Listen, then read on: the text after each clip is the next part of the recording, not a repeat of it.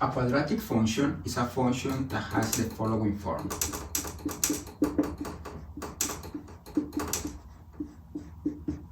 With a different from 0. This form is called the general form.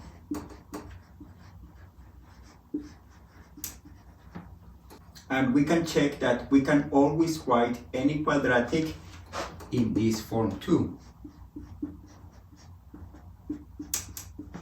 And we can do this using a process that is called completing squares. Let's see an example of this.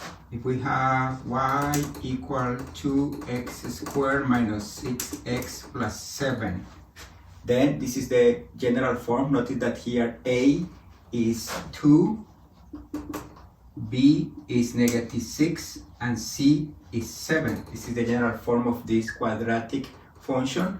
And we can complete the squares by here. We can group these two and we factor a 2. We say x squared minus 3x, and then let's close the parenthesis here, plus 7, and this is equal to 2 times x squared minus 3x, and here we add and subtract half of this coefficient. Half of this coefficient is 3/2. 3/2 squares is 9/4 minus 9/4, and plus 7. Notice that here I'm working inside the parentheses, and this is equal to 2 times. These three terms become x minus 3/2 squared minus 9/4 plus 7. And now I can break the parentheses. This is 2x minus 3/2 squared minus 9/2. 9 times 9/4 is 9/2 plus 7, and this is 2 times x minus 3/2 squared plus 5/2. Then when we write this quadratic function in the standard form, I forgot to say that this is called the standard form of a quadratic function, we can see that the a is going to be the same, but now the h is 3/2 and the k is 5/2. The graph of a quadratic function is a parabola, and a parabola looks like this, either like this or like this, and it has a special point which is called the vertex,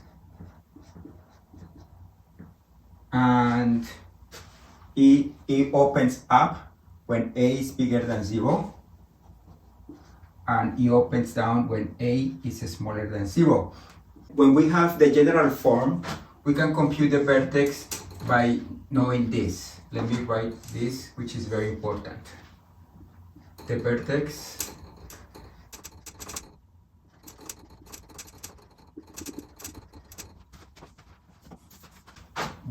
happens when x equal negative b over 2a. Let's see this. For this example, we can do a table, and we have x and y, and we know that the vertex is going to happen when x equal negative b, negative 6 over 2 times a, 2 times 2. Then this is 6 over 4, which is 3 over 2. To compute the second entry of the vertex, we replace in this function, we replace x with 3 over 2. Let's see what we get.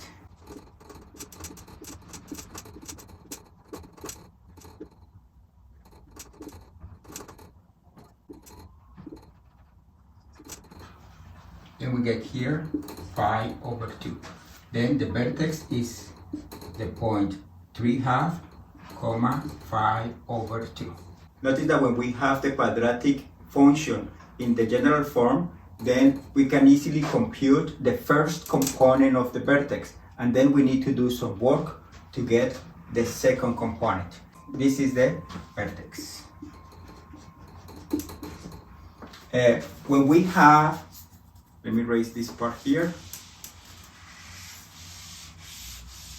When we have the parabola in the standard form, the vertex is easier. The vertex is just h comma k. Notice that this quadratic function in the standard form looks like this, and then h is 3/2 and k is 5/2. Then we have that the vertex is 3/2, 52. Let's see how to compute the X-intercept and the Y-intercept.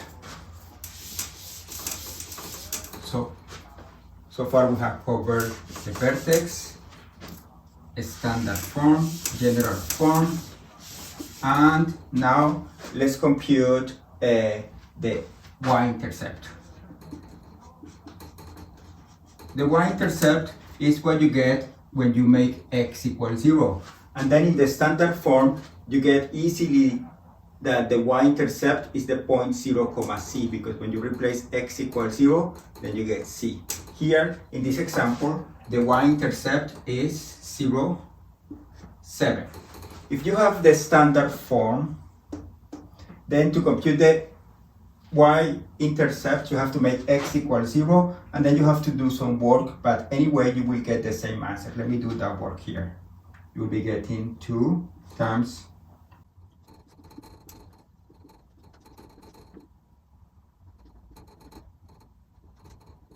you will be getting the same answer, but let me erase this.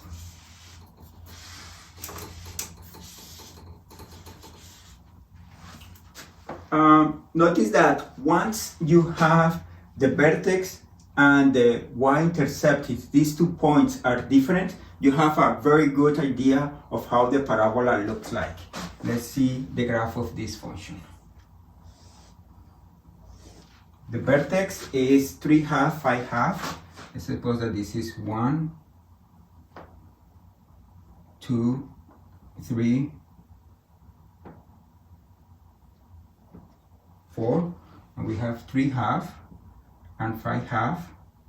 Let's suppose that this is 1, 2, 3, 4, 5, 6, 7, and 5/2 is 2.5, and 3/2 is here. Then this is the vertex, and the Y-intercept is 0, 7, 1, 2, 3, 4, 5, 6, 7, and then we know that the parabola, this is the vertex and it goes through this point, and then the parabola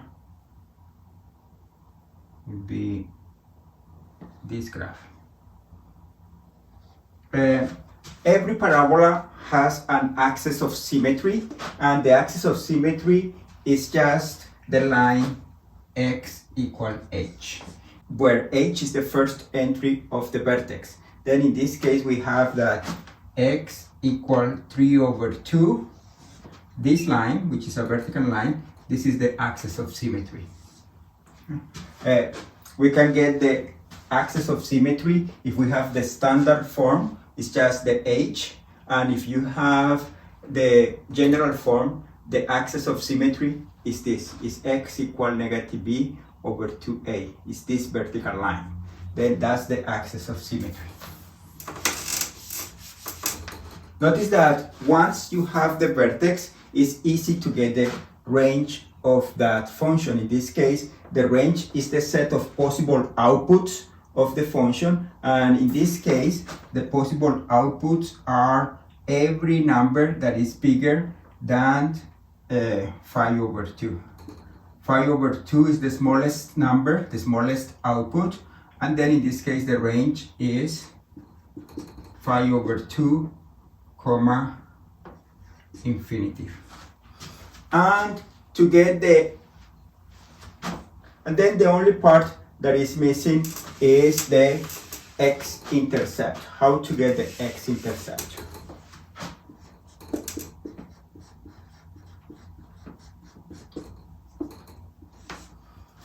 To get the X-intercept, you have to solve the equation. You have to solve the equation that you get when you make y equals 0. That means that you are solving this equation. And for this equation, there is a formula that is known as the quadratic formula that allows you to solve it, and is this. It says that the values of x, there may be two values of x, and they are given by negative b plus or minus square root of b squared minus 4ac over 2a. And something important about the quadratic equation is that the discriminant of the quadratic equation is the part that is inside the square root, b squared minus 4ac. And the point with this is that if this discriminant is negative, then the square root of a negative number is not going to be a real number, it's a complex number. Then we have that when the discriminant is negative, there is no X-intercept. When the discriminant is 0, you are just adding and subtracting 0, then you have only one X-intercept. And that happens when the parabola has the vertex on the x-axis. Only one X-intercept, either like this or like that. And when the discriminant is bigger than 0, that means that you have two possible answers. And that happens when the parabola crosses the x-axis. It's either like this or like that. Then this is one way to compute the x-intercept when you have the general form. When you have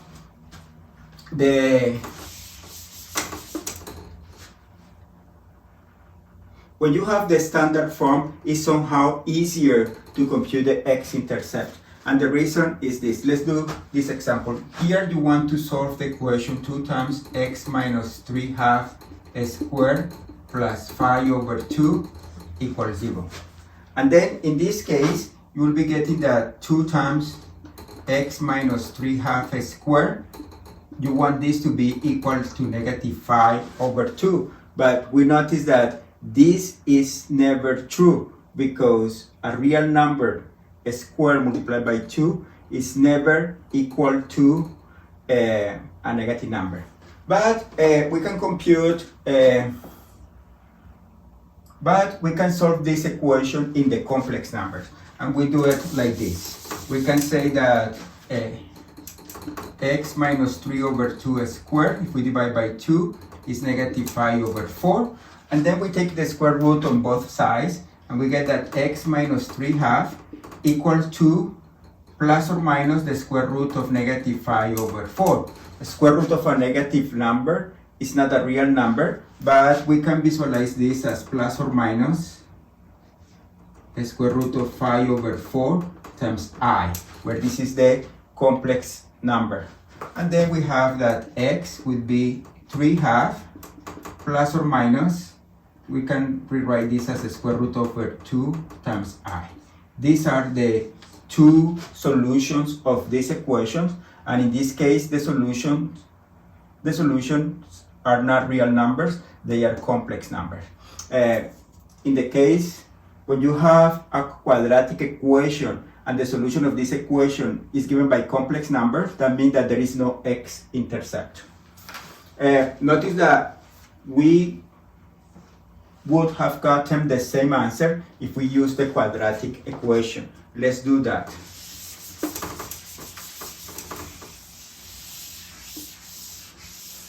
In this case, when we solve this equals 0, we make y equals 0, then the quadratic equation, which is negative b plus or minus the square root of b squared minus 4ac over 2a, will give us that this is negative 6, right? B is negative 6, plus or minus the square root of b squared. B squared is 36, minus 4 times a. A is 2, times c, which is 7, over 2 times a, 2 times 2. Let's see what is this. This is 6 plus or minus a square root of 36 minus, what is this, minus 56. Then this is a square root of negative 20 over 4. And this is 6 plus or minus A square root of a negative number is not a real number, but you can visualize it as the square root of 20 times I over 4, and this is 6 over 4 plus or minus a square root of 20 over 4 times I.